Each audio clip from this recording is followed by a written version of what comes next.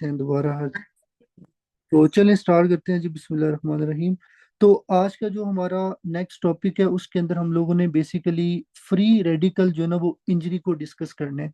अच्छा, सबसे पहले यहाँ पे मैं एक चीज क्लियर करता चलूं कि हम लोगों ने पीछे ग्रोथ एडेप्टेशन का टॉपिक पढ़ा था, हमने पीछे सेलुलर इंजरी का टॉपिक पढ़ा था। सबसे पहला जो पॉइंट आपने याद रखना है कि ये जो फ्री रेडिकल्स होते हैं ना, ये भी आपके सेल की इंजरी करवा सकते हैं। जैसे आपके सेल की इंजरी हाइपोक्सिया में होती है, जैसे आपके सेल की इंजरी इन्फ्लेमेशन में हो सकती है, जैसे आपके सेल की इंजरी हाइपोक्सीमिया में हो सकती है, उसी तरह ये जो फ्री रेडिकल्स होते हैं ये भी आपके सेल की इंजरी करवा सकते हैं। पहला पॉइंट ये आपने याद रखना है। सो फ्री रेडिकल्स बेसिकली आपने याद रखना है which can also cause cellular injury. अब हम बात करते हैं कि ये फ्री रेडिकल हैं क्या। ठीक है, ये कहाँ से आते हैं और इनकी क्या जो है ना वो डिटेल है। तो आपने यहाँ पे क्या याद रखना है, सबसे पहले फ्री रेडिकल की डेफिनेशन क्या है। फ्री रेडिकल ये बेसिकली केमिकल स्पीशीज होती हैं जिनमें अनपेयर्ड इलेक्ट्रॉन होते हैं। ठीक है, अनपेयर्ड इलेक्ट्रॉन का मतलब क्या होता है कि ये किसी चीज के साथ पेयर में नहीं होते, सिंगल इलेक्ट्रॉन पड़े होंगे। ठीक है, अगर वो किसी चीज के साथ मिल जाए तो वो पेयर्ड हो जाता है, वो बाद में हम देखते हैं, लेकिन सिंपल याद रखिए फ्री रेडिकल्स के these are the chemical species with unpaired electron. ये आपने याद रखना है। अच्छा, अब ये जो फ्री रेडिकल्स होते हैं, क्वेश्चन ये है कि क्या ये हमारी बॉडी में बनते हैं, फिजियोलॉजिकल बनते हैं या पैथोलॉजिकल बनते हैं। सबसे पहला जो क्वेश्चन होगा वो ये है कि क्या ये हमारी बॉडी के अंदर प्रोड्यूस होते हैं। Answer is yes, free radical आपकी बॉडी के अंदर जो है ना वो बन सकते हैं। ठीक है, अब ये फ्री रेडिकल आपकी बॉडी के अंदर फिजियोलॉजिकल भी बन सकते हैं, ठीक है, और पैथोलॉजिकल भी बन सकते हैं, ये आपने याद रखना है। अब ये फिजियोलॉजिकल कब बनेंगे वो भी आपको पता होना चाहिए, और पैथोलॉजिकल कब बनेंगे ये भी आपको पता होना चाहिए। अच्छा, अब बात करते हैं सबसे पहले कि फ्री रेडिकल बॉडी में फिजियोलॉजिकल कब बनते हैं। ठीक है, तो आप लोगों ने इलेक्ट्रॉन ट्रांसपोर्ट चेन का टॉपिक पढ़ा हुआ है, ठीक है, बायोकेमिस्ट्री के अंदर, कि इलेक्ट्रॉन ट्रांसपोर्ट चेन में क्या होता है, बेसिकली आपके पास एटीपी बनती है। ये एक आसान लफ्जों में डेफिनेशन है कि इलेक्ट्रॉन ट्रांसपोर्ट चेन का मतलब क्या होता है, हमारी बॉडी के अंदर एटीपी बनाना। अब ये एटीपी कैसे बनती है, ऑक्सीडेटिव फॉस्फोरिलेशन से। ऑक्सीडेटिव फॉस्फोरिलेशन का मतलब होता है कि ऑक्सीजन की मदद जो है ना वो जरूरी है, ऑक्सीजन का प्रेजेंट होना जरूरी है। तो जो आपका साइटोक्रोम सी होता है एंजाइम, ये क्या करता है, ये बेसिकली ट्रांसफर करता है इलेक्ट्रॉन्स को toward the oxygen during the oxidative phosphorylation. तो आपने याद क्या रखना है कि इलेक्ट्रॉन ट्रांसपोर्ट चेन के अंदर आपके पास क्या होता है, साइटोक्रोम सी ऑक्सीडेज एक एंजाइम है। ये एंजाइम क्या करेगा, आपके इलेक्ट्रॉन्स को ट्रांसफर करेगा ऑक्सीजन की तरफ। ठीक है, और ऑक्सीजन उन इलेक्ट्रॉन्स को क्या करेगी, एक्सेप्ट करेगी। और ये आपका ऑक्सीडेटिव फॉस्फोरिलेशन में होता है। ऑक्सीडेटिव का मतलब ये होता है ना, जो चीज ऑक्सीजन की मौजूदगी में हो रही है उसको आप ऑक्सीडेटिव बोलेंगे। और आपने याद ये रखना है कि अगर ये साइटोक्रोम सी ऑक्सीडेज ये अगर 4 इलेक्ट्रॉन ऑक्सीजन को दे देगा ना, तो वो वाटर में बन जाएगा, वाटर में कन्वर्ट हो जाएगा।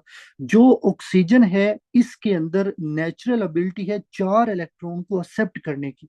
ठीक है, अगर आप ऑक्सीजन को 4 इलेक्ट्रॉन नहीं दोगे तो आपकी बॉडी के अंदर जो क्या बनेंगे, फ्री रेडिकल्स बनेंगे, और वो फ्री रेडिकल फिर फिजियोलॉजिकल होंगे। अब इसकी यहाँ पे मैंने एग्जांपल आगे दी हुई है कि अगर आप ऑक्सीजन को 4 इलेक्ट्रॉन नहीं देते, अगर ऑक्सीजन पार्शली इलेक्ट्रॉन को रिसीव करती है, तो आपके पास क्या बनेंगे, फ्री रेडिकल बनेंगे। अब उसको हम समझते हैं कि फ्री रेडिकल कैसे बनते हैं। देखो, हमारे पास ये ऑक्सीजन का मॉलिक्यूल है। मैंने आपको ये बताया कि अगर आप ऑक्सीजन को 4 इलेक्ट्रॉन दोगे तो वाटर बन जाएगा। ठीक है, ये आपने याद रखना है। अगर आपने ऑक्सीजन को 1 इलेक्ट्रॉन दिया तो ये क्या बन जाएगा, सुपर ऑक्साइड। अगर आपने ऑक्सीजन को 2 इलेक्ट्रॉन दिए तो ये बन जाएगा हाइड्रोजन पर ऑक्साइड। अगर आपने ऑक्सीजन को 3 इलेक्ट्रॉन दिए तो ये बन जाएगा हाइड्रोक्सल ग्रुप के अंदर। और अगर 4 दोगे तो वो वाटर में चला जाएगा। वाटर हमारी बॉडी के लिए ठीक है, ये नुकसान नहीं करेगा। अब ये जो फ्री रेडिकल बने हैं, अगर आपने 1 इलेक्ट्रॉन दिया तो सुपर ऑक्साइड बना, 2 दिए हाइड्रोजन पर ऑक्साइड बना, 3 दिए हाइड्रोक्सल बना। Super oxide, hydrogen peroxide, hydroxyl, these are the free radical. ये बेसिकली वो फ्री रेडिकल्स हैं जो आपकी बॉडी के अंदर प्रोड्यूस हो रहे हैं, ये आपने याद रखना है। So these are the physiological free radicals which are going to produce in your body. ये तो फिजियोलॉजिकल। अब बात करते हैं कि पैथोलॉजिकल कब प्रोड्यूस होते हैं। अच्छा, अब सबसे पहली बात आपने याद रखनी है, पैथोलॉजिकल फ्री रेडिकल जो है ना वो आपकी बॉडी के अंदर सेलुलर इंजरी करवाएंगे। फिजियोलॉजिकल फ्री रेडिकल आपके सेल की इंजरी नहीं करवाएंगे। वो कैसे नहीं करवाएंगे, वो भी मैं आगे बताता हूँ। हमारी बॉडी के अंदर इन फ्री रेडिकल्स को हैंडल करने के लिए अल्लाह ताला ने नेचुरल एंटीऑक्सीडेंट्स बनाए हुए हैं, ठीक है। नेचुरल भी है, जिस तरह आपने पढ़ा है कि विटामिन ए है, विटामिन ए एंटीऑक्सीडेंट है, विटामिन सी एंटीऑक्सीडेंट है। तो एंटीऑक्सीडेंट का मतलब क्या होता है? एंटीऑक्सीडेंट का मतलब यही होता है कि ये आपकी बॉडी के अंदर आपको फ्री रेडिकल की इंजरी से बचाएगा। तो ये जो पैथोलॉजिकल है ना, इसमें तो बनेंगे ही पैथोलॉजिकल, और ये आपको डैमेज भी करेंगे। जो फ्री रेडिकल फिजियोलॉजिकल कंडीशन में बनते हैं ना, वो आपकी बॉडी को डैमेज नहीं करते, बॉडी उनको एलिमिनेट कर देती है। बॉडी कैसे एलिमिनेट करती है वो नेक्स्ट स्लाइड पे मैं आपको बताता हूँ। लेकिन इस स्लाइड पे आपने क्या याद रखना है कि फिजियोलॉजिकल भी बन सकते हैं, पैथोलॉजिकल भी। पैथोलॉजिकल में अगर एक बंदा आयोनाइजिंग रेडिएशन लेता है, ठीक है, अगर एक बंदे की बॉडी में इन्फ्लेमेशन है, अगर एक बंदा उसकी बॉडी में कॉपर या आयरन ज्यादा हो जाती है, दीज आर द मेटल्स, ठीक है, कॉपर एक मेटल है, आयरन एक मेटल है, अगर ये आपकी बॉडी में ज्यादा होंगे फ्री रेडिकल बनेंगे। अगर आपकी बॉडी के अंदर कुछ ड्रग्स जाती हैं, कुछ केमिकल जाते हैं, जिस तरह ये असीटोमेनोफिन एक ड्रग है, ये आपकी बॉडी में फ्री रेडिकल बनाती है। So these are the examples of pathological conditions in which in your body free radicals are going to produce pathologically। ये आपने याद रखना है। तो दोबारा रिव्यू दे देता हूँ, इस पूरी स्लाइड में चार चीजें आपने क्लियर करनी है। सबसे पहले, फ्री रेडिकल क्या है? फ्री रेडिकल अनपेयर्ड इलेक्ट्रॉन होते हैं, ठीक है, ये आपने याद रखना है। दूसरी चीज मैंने क्या बताई, फ्री रेडिकल हमारी बॉडी में बनते हैं, यस, आंसर इज यस। अच्छा, कब बनते हैं? फिजियोलॉजिकल भी बनते हैं, पैथोलॉजिकल भी बनते हैं। मुझे पता होना चाहिए फिजियोलॉजिकल कब बनते हैं। फिजियोलॉजिकल बनेंगे आपका स्पेशली जब आपका ये ऑक्सीजन को चार इलेक्ट्रॉन नहीं जाएंगे, जब ऑक्सीजन आपके पास पार्शली जो है ना वो इलेक्ट्रॉन रिसीव करेगी, एक दो तीन, तो वो फ्री रेडिकल बनेंगे, ठीक है। और वो फ्री रेडिकल फिर आपकी बॉडी में एलिमिनेट भी हो जाएंगे, डैमेज नहीं करेंगे। अच्छा, उसके बाद आता है पैथोलॉजिकल।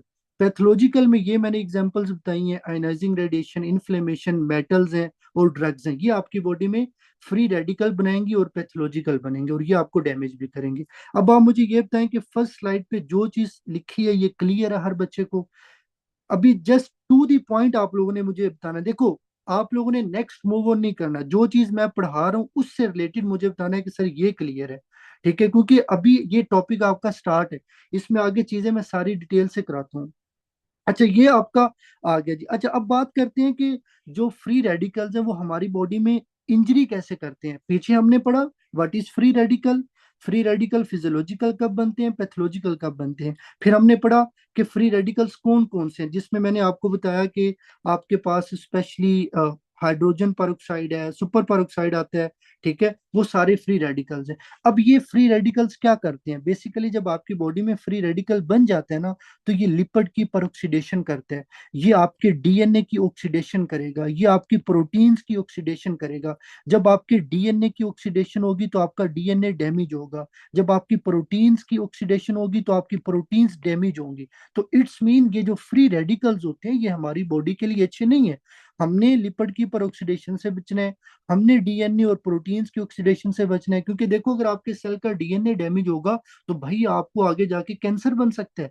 डीएनए डैमेज होगा, अगर प्रोटीन डैमेज होगी तो आपके सेल की स्ट्रक्चर नहीं रहेगी, ठीक है, आपका muscle totally dependent on protein होता है, तो आपकी बॉडी के अंदर टोटली डिस्टरबेंस हो जाएगी। तो अब मसला ये है कि इन फ्री रेडिकल्स को हमारी बॉडी में कौन निकालता है?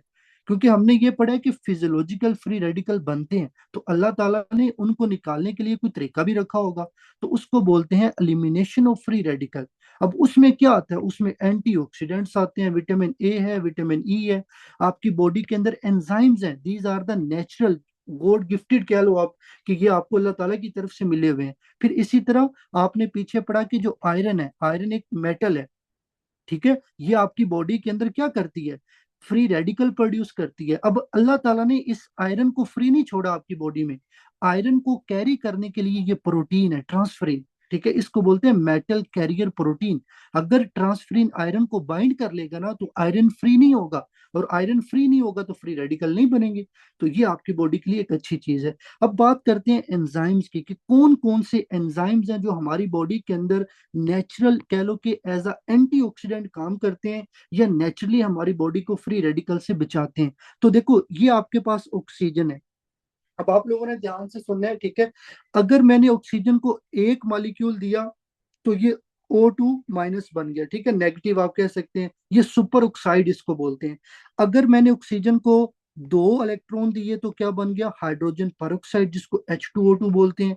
अगर मैंने ऑक्सीजन को तीन इलेक्ट्रॉन दिए तो वो हाइड्रोक्सिल ग्रुप बन गया, ठीक है, उसको हमने हाइड्रोक्सिल बोल दिया है। और अगर मैंने ऑक्सीजन को चार दिए हैं तो वो क्या बन गया आपका, H2O वाटर बन गया। ये आपने नॉर्मल पढ़ा है पीछे। अब हम यहाँ पे डिस्कस करेंगे कि हमारी बॉडी के अंदर कौन कौन से एंजाइम्स हैं, ठीक है, जो इन बेसिकली फ्री रेडिकल्स को डैमेज करते हैं, या कह लो कि इन फ्री रेडिकल्स को खत्म करते हैं। तो आपने याद रखना है, एक एंजाइम है super oxide dismutase. Super oxide dismutase क्या करता है, ये आपकी बॉडी में सुपर ऑक्साइड फ्री रेडिकल को खत्म कर देता है। फिर इसके बाद है कैटालेज। कैटालेज भी एक एंजाइम है, ये आपकी बॉडी के अंदर हाइड्रोजन जो पर ऑक्साइड है H2O2 उसको खत्म करता है। फिर उसके बाद है ग्लूटाथायोन पर ऑक्सीडेज। ये जो ग्लूटाथायोन पर oxidase, this is also an enzyme. ये क्या करता है, ये आपकी बॉडी में हाइड्रोक्सिल ग्रुप को एलिमिनेट करता है। अच्छा, अब अगर एग्जाम में एक एमसीक्यूज आए कि एक पर्सन है, उसने आयनाइजिंग रेडिएशन ली है, और आयनाइजिंग रेडिएशन के बाद उसको सेलुलर इंजरी हो गई है, तो आप बताएं इन चारों में इन तीनों में से, सॉरी, सुपर ऑक्साइड, हाइड्रोजन पर ऑक्साइड और हाइड्रोक्सिल, इन तीनों में से कौन सा फ्री रेडिकल है जो ड्यूरिंग आयोनाइजिंग रेडिएशन प्रोड्यूस होगा और वो आपकी बॉडी को डैमेज करेगा? बताएं जी, क्या आंसर आप लोगों का होगा? कौन सा वो फ्री रेडिकल आएगा? तो वो बेसिकली होगा गुड, वो आपका होगा हाइड्रोक्सिल। ये आपने प्लीज इसके अंदर जो है ना वो याद रखना है। तो वो कौन सा आपके पास आएगा? तो वो आपका यहाँ पे आप लोगों ने याद रखना है कि हाइड्रोक्सल होगा, ठीक है। ये प्लीज आप लोगों ने इसके अंदर जो है ना वो चीजें याद रखनी है सारी। ये आपके सारे जो है ना वो एमसीक्यूज हैं एग्जाम के, ये आप लोगों ने पॉइंट याद रखने हैं। तो अब इस स्लाइड पे जो कुछ भी लिखा हुआ है सब लोगों को क्लियर है? अब देखो, इस स्लाइड के अंदर आप लोगों को ये क्लियर हो गया कि जो फ्री रेडिकल बने थे हमने उनको खत्म कैसे किया है, ठीक है। उसके लिए एंटीऑक्सीडेंट है, एंजाइम्स हैं, मेटल कैरियर प्रोटीन्स हैं, ये आपने याद रखनी है।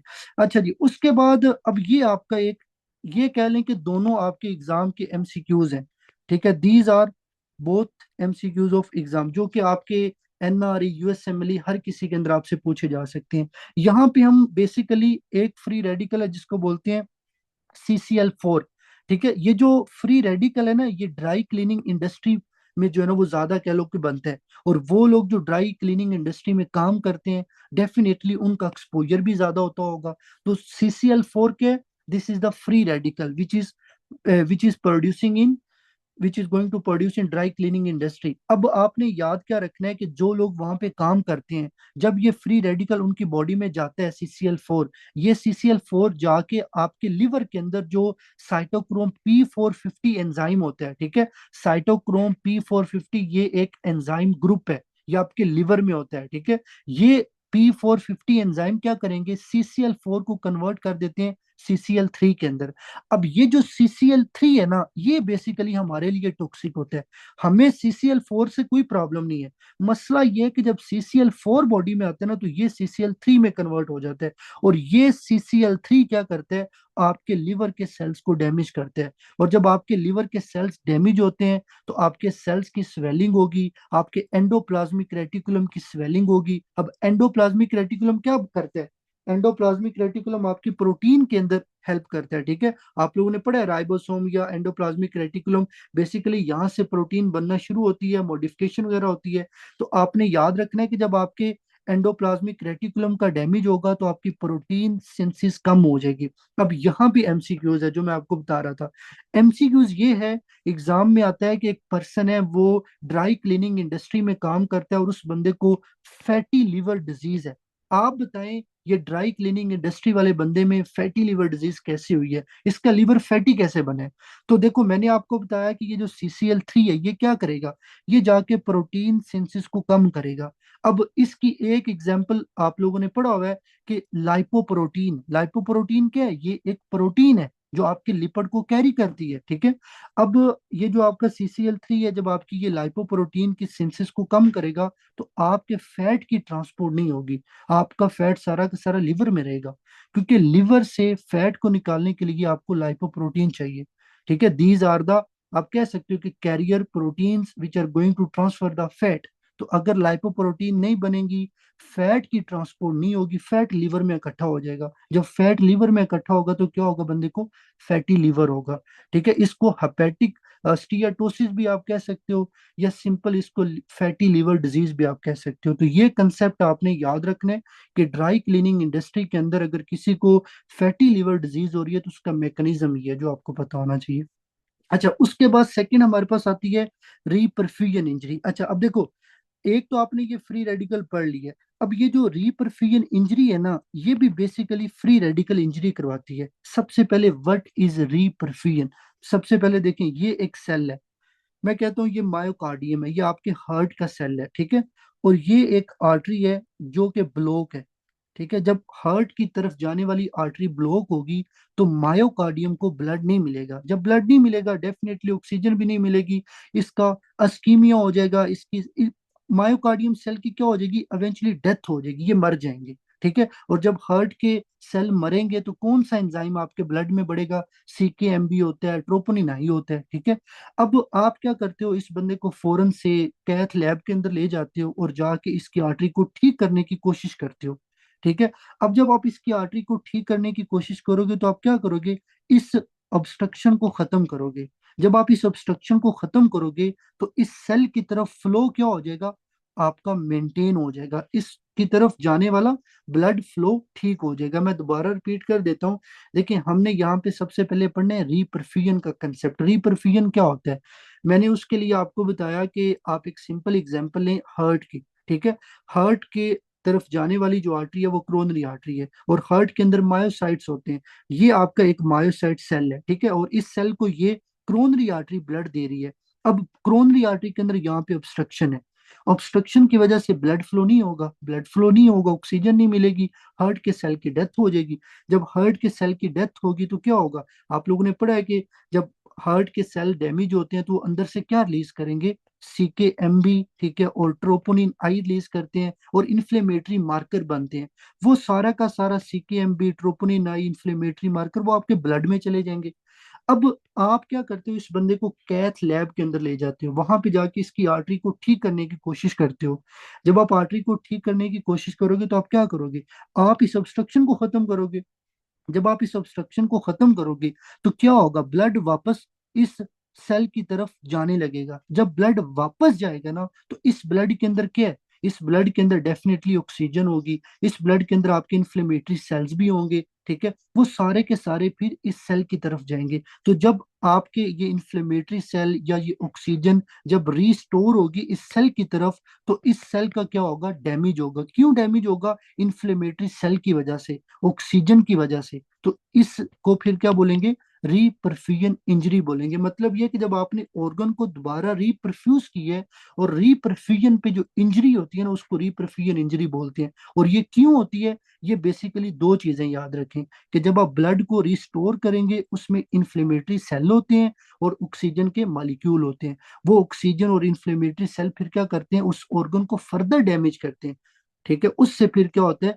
बेसिकली रिपरफ्यूजन इंजरी होता है। और इसका एग्जाम में MCQs कैसे आता है? एग्जाम में MCQs आएगा, एक पेशेंट है, उसकी 75 साल एज है, आप उस वो पेशेंट है, उसको चेस्ट पेन है, MI है, आपने उसका CKMB देखा, ट्रोपोनिन आई देखा, वो बढ़ा हुआ है, आप इसको फौरन से लैब में ले गए हो, इसकी क्रोनरी आर्टरी की आप परफ्यूजन को ठीक करने लगे हो।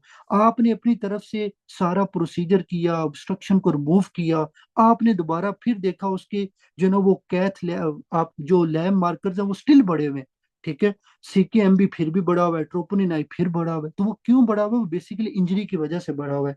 तो अगर एग्जाम में कभी क्वेश्चन आए कि एक पेशेंट है, उसको मायोकार्डियल इंफार्क्शन है, आपने उसकी ऑब्स्ट्रक्शन को कह लो कि रिमूव करने की कोशिश की है, और बाद में उसके दोबारा से फिर उसका CKMB ट्रोपोनिन आई का लेवल रेज हो गया है, तो इस बंदे के मायोसाइट्स को दोबारा रीपरफ्यूजन इंजरी हो गई है, जिसकी वजह से इसका ये एंजाइम लेवल बढ़ा हुआ और ये रिकवर हो जाएगा विद टाइम। क्या होता है, ये रिकवर हो जाते हैं, इसके लिए दोबारा से नहीं आपने कोई भी जो है ना वो ट्रीटमेंट वगैरह करनी होती, जस्ट वेट करना है, ये आपका रिकवर हो जाएगा।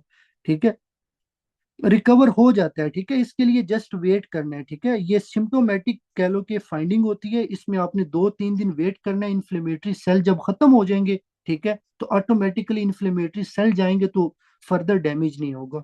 ये आपने इसमें याद रखना है। तो यहाँ पे मैंने क्या लिखे, रीपरफ्यूजन इंजरी क्या है, रिस्टोर ब्लड टू ऑर्गन, मतलब जब ब्लड की तरफ ऑर्गन, कह लें कि जब आप ऑर्गन की तरफ ब्लड को रिस्टोर करेंगे, तो उसमें ऑक्सीजन भी होगी, इन्फ्लेमेटरी सेल भी होंगे, तो ये जाके फर्दर उस ऑर्गन के सेल्स को डैमेज करेंगे। ठीक है, जिससे फिर क्या होता है, आपके पास बेसिकली इंजरी होती है जो कि फ्री रेडिकल की मदद से होती है। ये आपने इसमें जो है ना वो चीज याद रखनी है। तो ये बेसिकली आप लोगों का जो है ना वो फ्री रेडिकल का टॉपिक था, जो आप लोगों ने यहाँ तक कंप्लीट कर लिया। अब आप मुझे बताएं कि किसी बच्चे को यहाँ तक कोई कंफ्यूजन है। ये बेसिकली आपका फ्री रेडिकल का टॉपिक था। ठीक है, यहाँ तक सब लोगों को क्लियर है कि फ्री रेडिकल क्या होता है।